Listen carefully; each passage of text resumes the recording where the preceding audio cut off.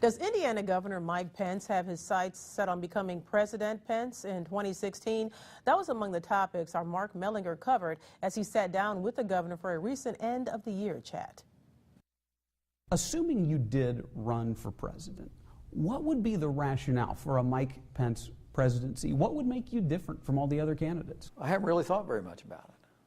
I mean, I can tell you that for a small town boy that grew up with a cornfield in my backyard, anytime I'm mentioned for the highest office in the land, it's deeply humbling and flattering to me. But I honestly think that it has more to do with the success the people of Indiana have enjoyed over much of the last 10 years. But you've got to okay, you're considering it though. You've got to think I have something there that maybe the others don't bring. Well, I can tell you that what I'm considering and what I'm focused on really is how do we make Indiana's economy stronger? How do we get these schools working for all of our kids, regardless of where they start in life and regardless of where they want to start in life? I really feel I have an obligation to focus exclusively on the future of the people of Indiana, and we'll let my future take care of itself. It's interesting watching some of the decisions that you've made. You've rejected Common Core, rejected Medicaid expansion,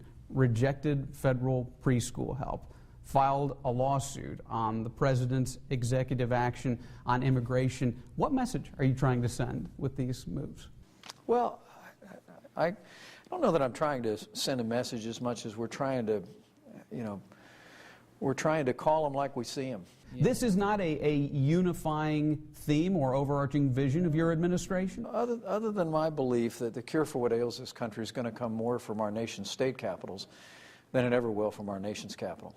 My focus as governor of Indiana is always going to be how can we ensure that even as we accept hundreds of millions of dollars in federal resources every year, to make sure that in every way possible that Indiana preserves the freedom and the flexibility to bring common sense Hoosier solutions to the implementation of those programs. Assuming Hillary Clinton is the Democratic nominee, what is the case that the Republican presidential nominee will have to make against her? Well, I don't know that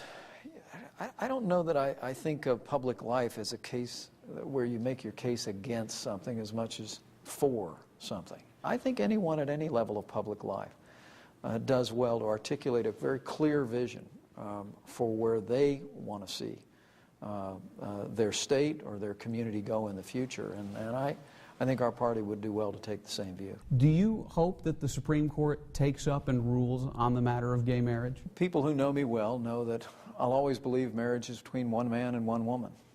But I respect the law and respect the courts. Do you think the Supreme Court needs to take it up, though? I think at the end of the day, the Supreme Court will likely do well to be heard on this question. And when they are, I'll still hope that our courts will allow the people and not unelected judges to make decisions in this area.